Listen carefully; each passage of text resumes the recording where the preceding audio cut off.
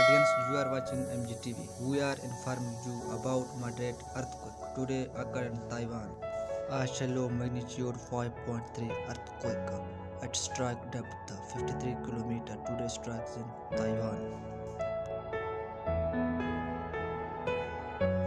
At a local time 5:15 p.m. on January 16, 2022, which has magnitude 5.3.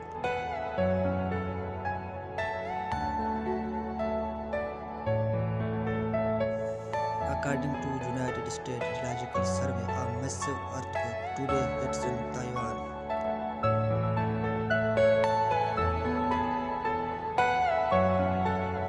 Please share and subscribe my YouTube channel for more updates.